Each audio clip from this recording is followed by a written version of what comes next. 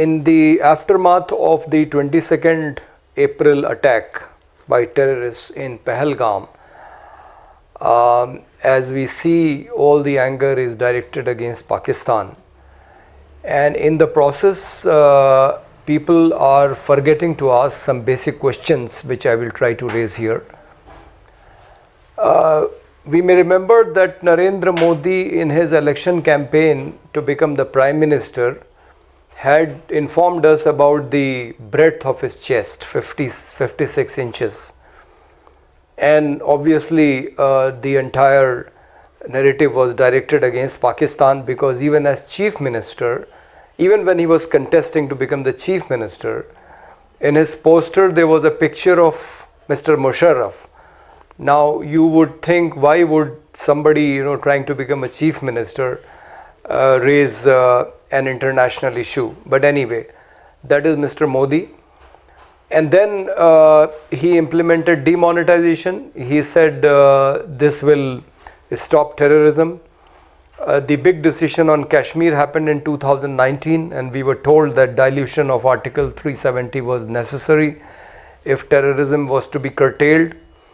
And then government invested a lot of money, promoted tourism, and they built a narrative that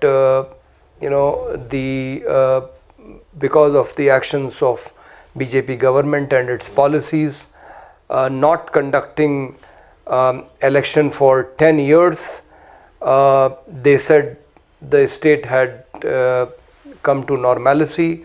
But all this now lays exposed, and it has betrayed the fool's paradise in which the BJP leadership was living. Now they had become so arrogant that they were even claiming that there is only one unresolved issue in Kashmir, and that is the reclamation of the area which is occupied by Pakistan. And except for that, there was nothing to discuss on Kashmir. So this terrorist attack is a wake-up call. It shows the picture of reality, and it gives us an opportunity to retrospect. Now, the immediate knee-jerk reaction of the government of India is to suspend the Indus Water Treaty, which has happened for the first time in the history. They have cut off diplomatic relations, which has happened earlier also. After the Mumbai attack, diplomatic relations were suspended. The border has been closed. The visas given to Pakistani nationals have been cancelled, and they have been asked to go back within 48 hours and such things. And Pakistan has responded in a similar manner by closing its airspace for India, by closing the border on its side, and terminating all trade relations. Now this is in a way diverting the attention from the real problem. The real problem between India and Pakistan is Kashmir, and even though Mr. Modi has probably visited almost every nation on the earth, and some of them more than once, but he hasn't found time to make an official visit to Pakistan. The only time he went there was a stopover on his way back from Afghanistan, when he landed in Lahore to attend a personal function of Nawaz Sharif.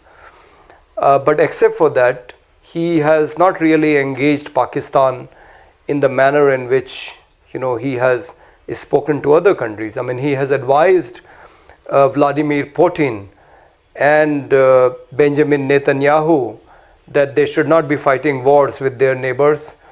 He has said that it is not an age of war, but for some reason he doesn't engage Pakistan.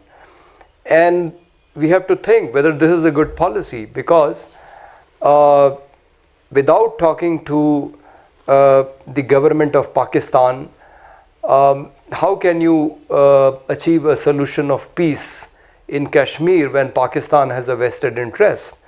So any solution has to be worked out in collaboration with Pakistan, like Mr. Manmohan Singh was doing. And yes, the 2008 attack took place during his time, but after the suspension of diplomatic relations for a year and a half, a peace process had resumed, and there was quite a significant bit of progress. I mean, the borders had opened at several points. There was a train which had started running between Jodhpur and Karachi. Between Srinagar and Muzaffarabad, a bus route had been opened. There was another route on the Kashmir border which had been opened. Trade through Atari Wagah had become easier. The Indian trucks had started going into Pakistan, which was not happening earlier. There was relaxation in visa policy for senior citizens and a number of such things. But Modi government, after coming to power, immediately stopped all kind of peace process. Even though when Mr. Imran Khan became the Prime Minister, he said, I am the best person in Pakistan to talk peace because I have so many friends. And as a benevolent gesture, he opened the Kartarpur Sahib corridor. Even Modi had to praise him on the day the Kartarpur Sahib was being inaugurated. But then he did not pursue any peace process with Imran Khan, and neither did with the next elected government in Pakistan of Shehbaz Sharif, even though Nawaz Sharif has a history of engaging with Atal Bihari Vajpayee for peace process when the bus from Delhi to Lahore had started. So all this progress which was made has been brought to naught by the BJP government, and in their arrogance, they think that they can browbeat Pakistan, they can ignore it and force a solution on Kashmir, which has proved to be futile by this terrorist attack.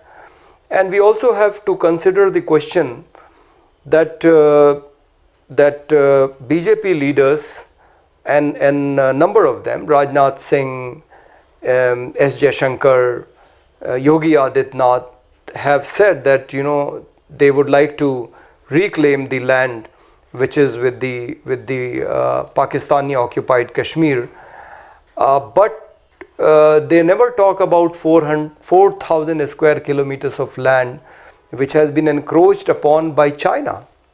26 people have been killed in Pahalgam, and 20 soldiers were killed in Galwan in 2020. But the response towards China was quite the contrary. In fact, we have promoted our trade with China. The trade deficit between import and export between India and China has doubled since Mr. Modi has become the Prime Minister of India. So we don't understand what kind of enemy is China that you increase your trade with China. You never speak about the 4,000 square kilometer of land which is occupied by China. Officially, Mr. Modi and the government of India says that China has not encroached upon even an inch of our land, but it is a fact which can be verified from people like Sonam Wangchuk who live there, who live close to the border, that China is occupying our territory. And what is worse is Trump is foolish to make a noise about the trade war that he is waging against different nations. But China has made us surrender in trade. We are so dependent on China that we cannot even speak against it for its actions against our national interest. And on the other hand, we make Pakistan a target of all our fury so that the attention from the real problem is diverted, and it is part of the politics that BJP has practiced, where they have communally polarized the society, and just for their winning elections.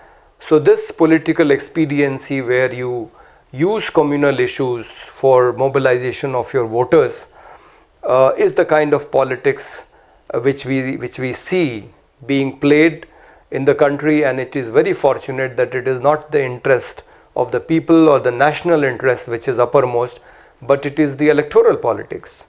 I mean, after conducting a meeting in Delhi, cutting short his visit to Saudi Arabia, Mr. Modi is in Bihar for the election campaign. I mean, have we done everything which we should have done after the attack in Pahalgam? So this is very unfortunate, and making such a big issue out of it but not doing anything. People have been dying in Gaza, almost on an average, if you consider that over 50,000 people have died in about a year and a half, more than that, then on an average 90 people are getting killed in Gaza every day. We definitely are saddened by the terrorist attack in Pahalgam, and action must be taken against those who have perpetrated this crime. But have we shown the same kind of remorse for over 50,000 Palestinians, mostly women and children, who got killed in over a year and a half in Gaza?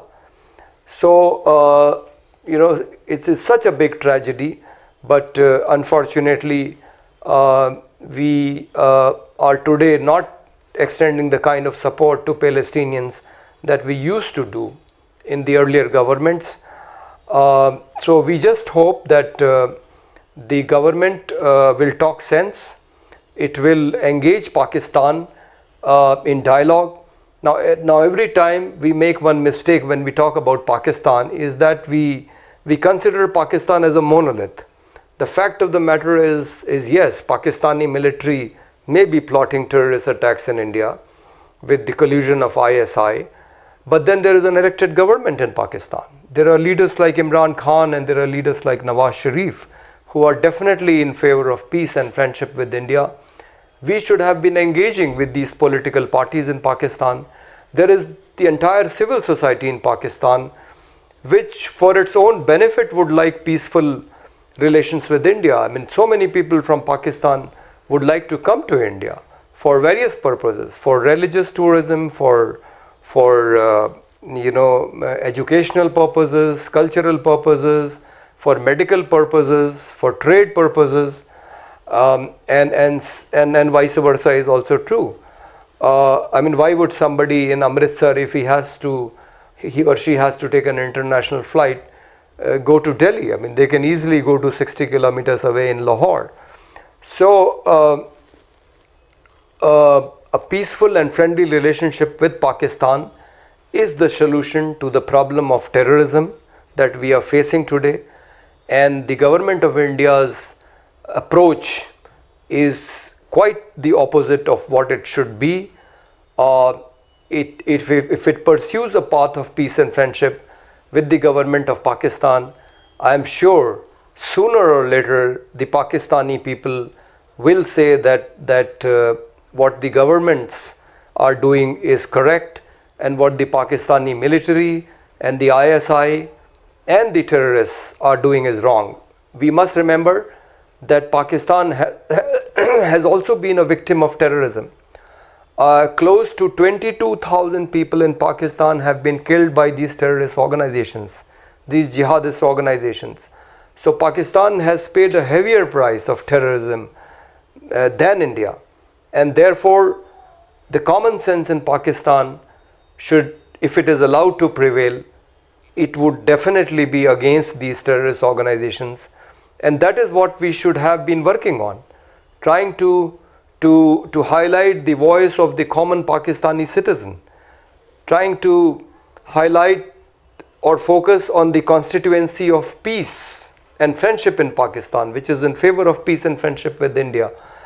There is so much which can be done just through cultural and sports events, but unfortunately the short-sighted leadership of Bharatiya Janata Party, which is just fixated on this agenda of anti-Muslim and anti-Pakistan, is not able to think of creative ways in which this problem of terrorism can be solved. Thank you.